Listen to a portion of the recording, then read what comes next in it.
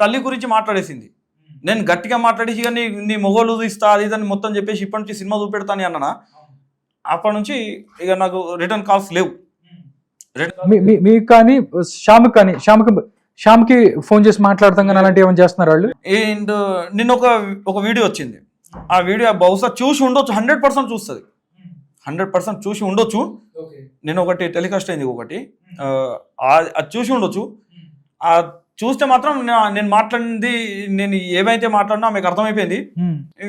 వీటి జోలికి అంటే గమ్మున ఉండున్నాయేమని ఆలోచనతో ఉన్నది అనుకుంటా.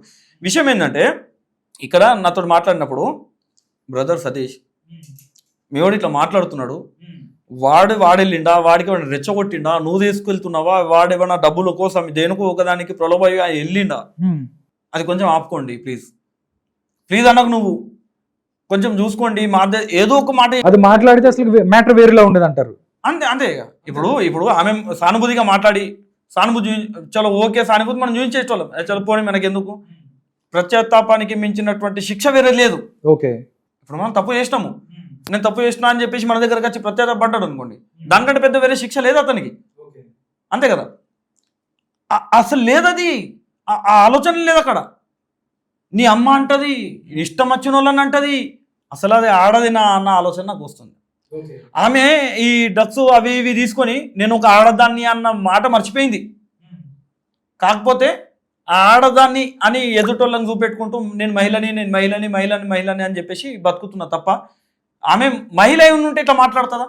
నేనేమన్నా అడిగి చింటుగాడు నాకు తెలియదు ఆయన ఎవరు అని, ఆయన చింటు కన్ఫామ్ అని చెప్పేసి నేను ఫస్ట్ చింటు అనుకోలేదు, నేను కార్తికే అనుకున్నా. నేను ఆ టెన్షన్లో హడావిలో నేను అనుకోలేదు. ఫస్ట్ మాట్లాడేది చింటు, అది మాట్లాడి ఆయన నేను మొగోడు అది ఇది అని చెప్పేసి నేను గట్టిగా మాట్లాడేసరికి అరే నేను గట్టిగా మాట్లాడుతున్నానని మళ్ళీ కార్తిక్ ఇచ్చేసాడు ఫోను. సెకండ్ టైం మాట్లాడేది కార్తిక్. చింటుకు ఏం పని ఆడ? చింటుకు ఆ బిల్డింగ్లో ఏం పని? ఆయన కూడా ఇంతకుముందు డ్రగ్స్ కేసులో పోయిండు. ఆయన పునీత్ రెడ్డి చింటు, ఆయన పేరు చింటు అని పిలుచుకుంటారు. పునీత్ రెడ్డి, పునీత్ రెడ్డి చింటుకు నీకేం పని? నీకు పని మస్తాన్ సాయి, నీకు పని రాస్తారు ఇంట్లో. పునీత్ రెడ్డికి చింటుకి ఏం పని? చింటుకి ఏం పని? చింటే వాడు నాకు మాట్లాడడానికి డ్రగ్స్ పెట్టలేరు అన్నమాట. ఆయన అరెస్ట్ అయ్యిండు, తెలిసొచ్చు మనకు. అవును, మీడియాలో కూడా వచ్చింది అది. ఇప్పుడు నేను మాట్లాడేది లావణ్యకి, ఏమైనా ప్రాబ్లం ఉంటే లావణ్య మాట్లాడాలి. నాకు చింటుగాడు నా మనిషికి ఫోన్ చేసుకుంటూ వాడికి మాట్లాడేది ఏంది, నాకు మాట్లాడేది ఏంది? ఈ చింటుగాడు, ఈ ఫాల్తుగాడు నాకు మాట్లాడే టైంలో ఈ ఫాల్తు ఉన్నది ఇప్పుడు లావణ్య, అది నా అమ్మ మొగని చేసింది. ఇది ఇప్పుడు ఇది టైంకి వచ్చినప్పుడల్లా పటాన్చెరులో ఒకడు, గుంటూరులో ఒకడు, కోకాపేటలో ఒకడు, ఇంకొక దగ్గర ఒకడు అన్నట్టు అందరినీ అంటగడుతుంది. ఇప్పుడు అమ్మ దగ్గర అన్నప్పుడు నేను ఎందుకు దీనికి రెస్పెక్ట్ ఇవ్వాలి? నేను నా తల్లి దగ్గర పోయింది, ఇది మా కాలుకున్నటువంటి దుమ్ముతో సమానం దీని బతుకు. మేము ఎందుకు పనికి పంపించిందంటే కొంచెం బాధ్యత, కొంచెం తెలుస్తుంది, పని వాల్యూ కానీ డబ్బుల వాల్యూ కానీ తెలుస్తుంది అన్న ఒక చిన్న ఆలోచనతో నేను పని పంపించేసిన. నేను ఇది మంది మీద బతికేది, ఆడికి నీకు బ్లాక్మెయిల్ చేసుకుంటా బతికేది. మా కాలుకున్నటువంటి మట్టితో సమానం దీని బతుకు, దీని క్యారెక్టరు. మా అమ్మ గురించి మాట్లాడుతుంది. 60 సంవత్సరాలు ఉంటుంది మా అమ్మకి. మా అమ్మకి 60 సంవత్సరాలు. 60 సంవత్సరాల మా అమ్మకి మొగోడు అంట కడుతుంది. ఇది కనబడేది మనకు 3-4 మొగోళ్ళు, దీనికి కనబడంలో దున్యా మంది ఉన్నారు, చాలా మంది ఉన్నారు. ఇటువంటిది ఇది నా తల్లి గురించి, నా పిల్లం గురించి తోడకలు తీస్తా కథలు లెక్క చేస్తే నీకు ఉన్నది. నా తల్లికి అన్నం ఉండి నేను మర్చిపోను, నీకు మాత్రం బరాబర్ తీస్తాను నేను. ఇది విషయం ఏంటంటే ఒక ఆడదన్నప్పుడు నేను మహిళని అని చెప్పేసి ఇప్పుడు మీడియా ముందరికి వస్తున్నది. ఇక నేను మహిళను నాకు సపోర్ట్ చేయండి. మరి ఎదుటి మహిళను నువ్వు ఎట్లా కించపరిచినట్టు మాట్లాడుతావు? నీ అయ్య జాగిరి వచ్చిందా? నీ బతికి ఎంత, నీ కథ ఎంత నీది? నువ్వు బ్లాక్మెయిల్ చేసుకుంటే నాకు ఆడు కావాలా ఇటు కావాలా, ఇద్దరి మీద పోరాటం చేస్తా అంటున్నది. నేను ఆర్టీవీ మీడియాలో ఏమంటున్నది, నేను మస్తాన్ సాయి మీద, రాస్తారు మీద, ఇద్దరి మీద నేను పోరాటం చేస్తా. ఒక కేసు రిట్రా చేసుకున్నా, నేను చేసుకుని ఇద్దరి మీద ఫైట్ చేస్తా అంటే నీకు అది నీ బతుకు. నువ్వు ఇద్దరి మీద కానీ నువ్వు 10 మంది తోటి పోరాటం చేయు. నీ బతుకుని నీ బతుకు గురించి నువ్వు ముందు ఆలోచించుకొని, నీ బతుకేంతో నువ్వు తెలుసుకొని ఎదుటోళ్ళ గురించి మాట్లాడు నువ్వు. ఓకే, ఒకటి శ్యామ్, నేను అడుగుతున్నాను, మెయిన్ రాజ్ తరుణ్ తర్వాత బాధితుడు ఎవరైతే ఉన్నారో మస్తాన్ సాయి అంటారు. మస్తాన్ సాయి గురించి నిజంగా మస్తాన్ సాయికి లావణ్యకి సెక్సువల్ రిలేషనో లేకపోతే ఉందే, లేకపోతే ఎందుకంటే మస్తాన్ సాయి అక్కడికి చాలాసార్లు వస్తూ ఉంటాడు, అంటే ఆయన మీద కేసు కూడా పెట్టింది, రేప్ కేసు కూడా పెట్టింది. అన్నగారు ఇప్పుడు విషయం ఏంటంటే ఇప్పుడు రిలేషన్షిప్ ఉందా లేదా వీడే చెప్పడం కాదు, అంటే కాదు అక్కడికి వస్తూ ఉంటాడు కదా, మీరు గమనించినప్పుడు నిజంగా అలాంటిగా ఉందా లేక ఒకటే బెడ్రూమ్ లో ఉండేవాడు అని చెప్పాడుగా ఇంతకుముందు, ఒకటే బెడ్రూమ్ లో ఉండేవాళ్ళు ఒకటి. రెండోది ఈడు నాతోటి ఉన్నాడు, నాకు కడుపు కూడా చేసిండు అని చెప్పేసి కేసు పెట్టింది కూడా ఉన్నది, గుంటూరులో ఉంది అవును ఒకటి, అవునా కదా.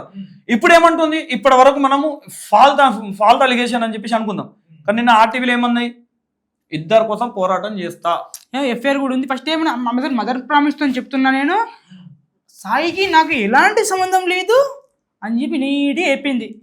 ఇందులో ఫ్యామిలీ ఫ్రెండ్ అంటది, వేదాంత్ అన్న టీవీ ఛానల్లో నేర్పి అన్న, వేదాంత్ అన్న పెద్ద చోర అన్న, అది కొంచెం నువ్వు ఎక్స్పర్ట్ అందరికి పబ్లిక్ లో ఉన్నదా, నేను పాగలైపోయినా ఇలాంటి అమ్మాయిని తీసుకొచ్చి నువ్వు ఇంటర్వ్యూ చేస్తున్నావు, మంచిగా మొత్తం అడిగేడుతుంటాయి క్వశ్చన్స్ కూడా, గుచ్చి గుచ్చి అడిగితే అవి క్యారెక్టర్ ఏంది మాటకు చేంజ్ చేస్తూనే ఉంటారు. నెక్స్ట్ బల అయ్యేది చింటూ, అంటే ఒక్కొక్కరిని సెటిల్ చేసుకుంటూ వస్తుందా. ఇప్పుడు చింటూ, ఇప్పుడు నేను చెప్తున్నాగా కుల్ల రాజ్ తరుణ్ అయిపోయాడు, మస్తాన్ సాయి అయిపోయాడు, నెక్స్ట్ చింటూ. ఇప్పుడు చింటూ ఇంకొక వారం 15 రోజులు, నేను అప్డేట్ ఇస్తున్నాను మీకు, చింటూ ఇంకొక వారం 15 రోజుల తర్వాత బకరక్క బలి అయిపోతున్నాడు చాలా దారుణంగా. వీళ్ళ పరిస్థితి అన్న కొంచెం ఇప్పుడు రాజ్ తరుణ్ సార్ అయితే కొంచెం ఆయన పర్ఫెక్ట్గా ఉన్నాడు, ఒకటే స్టాండ్ పైన ఉన్నాడు, నేను ఏ తప్పు చేయలేదు, నేను పర్ఫెక్ట్గా ఉన్నా. ఆమె అలాగే నాతోటి కంటిన్యూ అయి ఉంటే నేను పెళ్లి చేసుకునేటోని. ఎప్పుడైతే 2023లో మస్తాన్ సాయి మీద ఎప్పుడైతే కేసు పెట్టిందో అప్పటి నుంచి నాకు ఆమెకు సంబంధం లేదు కుల్లగా. ఇప్పుడు మనమే చెప్తున్నాంగా, ఇప్పుడు నీతోటి కలిసి ఉంటే నువ్వు మస్తాన్ సాయి తోటి కేసు ఎందుకు పెడతావు, ఎందుకు పెడతావు, అసలు నీకు సంబంధం లేకపోతే.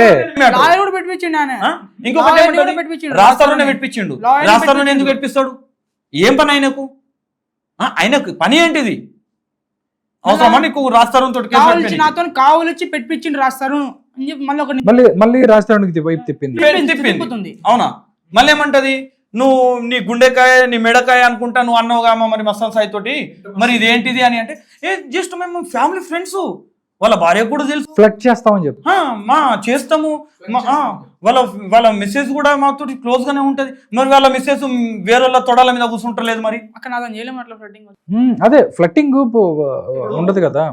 ఇప్పుడు నువ్వు వేరే వాళ్ళ మీద కూర్చుండి మంచిగా పెట్టుకుంటున్నావు, మరి వాళ్ళ భార్య ఎందుకు అంటే ఆమె పద్ధతి గల అమ్మాయి అంతే కదా, ఆమె పరువు ఉన్నది, పద్ధతి ఉన్నది, కాబట్టి ఆమె ఒక అతన్ని మెల్లి చేసేసుకొని బేఫీవర్తో ఉన్నది.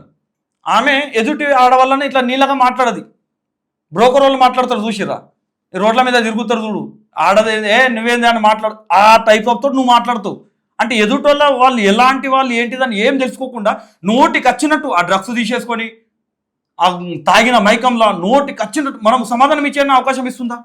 మీరు ఇప్పటివరకు విన్నారు, నేను చెప్తున్నా మేడం గారు, సమాధానం ఇస్తా, కొంచెం ఓపికతో మాట్లాడదాము. మీరు అడిగే ప్రతి క్వశ్చన్కి ఎందుకంటే నాకు కూడా అడగాలి, వీడికి కొట్టిన విషయము, గోల్డ్ తీసుకున్న విషయము, వీడు సాలరీ కోసం డబ్బులు అడిగితే వాళ్ళ తమ్ముడు చెప్పినటువంటి మాటలు, ఈ డ్రగ్స్కి సంబంధించింది, నేను కూడా కొన్ని విషయాలు అడగాలని చెప్పేసి నేను ఎంత కూల్గా మాట్లాడుతున్నాను. నేను ఎప్పుడు రియాక్ట్ అయినా నా తల్లి మీదకి వచ్చినప్పుడే నేను గట్టిగా మాట్లాడడం స్టార్ట్ చేశాను.